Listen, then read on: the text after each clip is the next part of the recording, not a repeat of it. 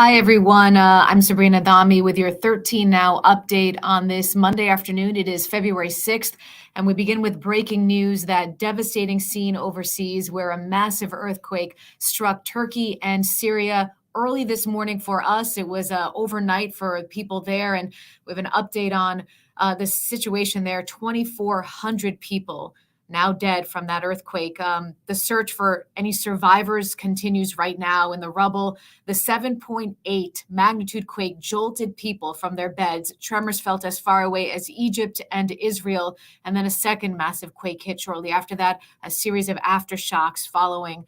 News Channel 13 spoke with a seismologist from the New York State Museum today, and we'll be talking about this and also an earthquake that hit Buffalo as well, unrelated, but news out of there that first time in 40 years they had an earthquake like that. So we'll be talking about both of those things coming up live at 4.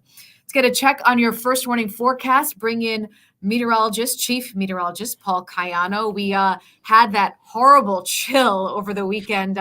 Ended just as you said it would, Paul, right around Saturday night. Sunday felt like a totally different day, and again today. Yeah, I mean, it's like we got this little taste of just absolute Arctic air. And, sometimes these things last for days and even at times weeks, but we got, not even a full 2 days of it, which was just so Thankfully. quite remarkable. I Painfully mean, cold. just the depth of the cold was outrageous. And then it all was just as quickly gone as it came in. So, and now we're left with this sort of benign weather pattern, which is kind of how we spent most of January, right? There's a storm. You can see it on the map there. And that big white blob of clouds east of Cape Cod. It's not close enough to bring us any precipitation, but these are the types of storms, these coastal storms, that if they miss us, you don't even realize they're there. If they come close enough, then all of a sudden we're talking about snow. And it's the difference between what brings us above normal snow for a month or a season and below normal. So this one's just another miss. So we're left with a decent amount of clouds and cool but not cold temperatures, readings close to where they were yesterday at this time, putting us close to the 40-degree mark.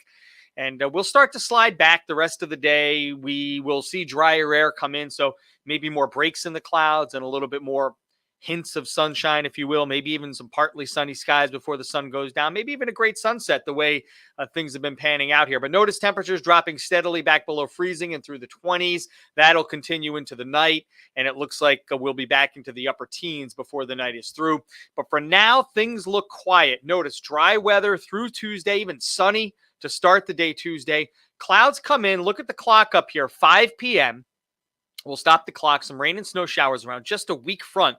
But because this might come through during the evening commute, we'll watch it. There could be some slippery spots, but I think temperatures are going to be up near 40 tomorrow. So this will probably be something that goes by without much to worry about here, right on into the evening Tuesday. Then we go right back to dry weather on Wednesday, and another system comes through with a good chance of rain on Thursday. We'll show you that. So the mild air just wins out. So when these systems come through, especially ones that arrive later in the day, we have all day to warm up. So it puts us into the upper 30s and lower 40s again on Thursday. And another system to start the weekend could bring us some more rain and snow into Saturday, but no more Arctic cold, at least for the short term. 40 today with mostly cloudy skies, some sunshine showing up a bit later, back to 18 tonight. So typical for this time of year. So we'll call it seasonably cold. Readings stay above normal Tuesday, Wednesday, Thursday, the rain up to 45, even 52 on Friday. The backside of that storm Friday night and Saturday could bring us some rain and snow. It's going to be tough to get cold enough air in here with a high of 52 Friday to produce a snowstorm on Saturday. So looks like kind of a messy mixture. We'll iron this out as we get closer. The storm track will make a big difference here, but we have all week to watch that. In the meantime, we'll enjoy the milder air, especially after that Arctic blast we had, Sabrina.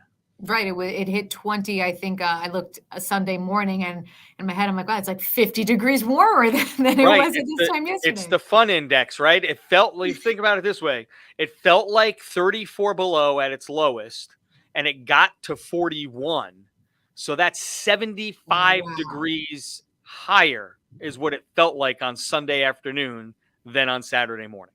Incredible. I mean, we know that the cold air obviously is part of the Northeast, and we have industries that rely on it. But that kind of cold was extreme. Yeah, it almost shuts things down. Absolutely. All right. Paul, thank you. We'll talk to you live at 4. Okay. Some other news happening today. We have an update on people at an apartment complex in Albany who were evacuated, and that situation continues to still be the case. We have some video of that scene over there. You can see the flooding there. So last night, nearly 50 people were evacuated after water got into a main electric system and the apartments were flooded.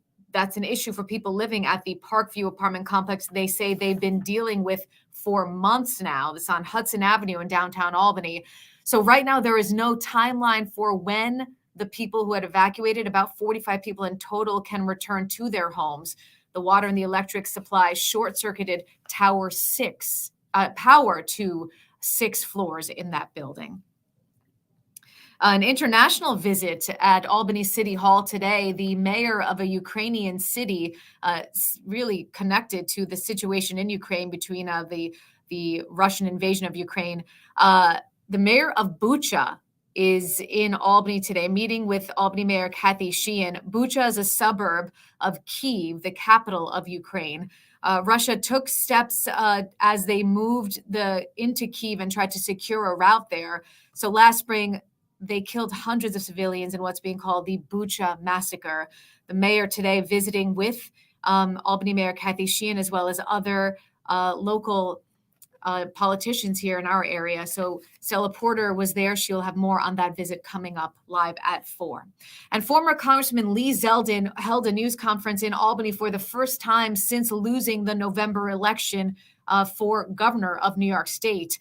It was quite the turnout. He held a news conference to discuss Governor Kathy Hochul's budget proposal.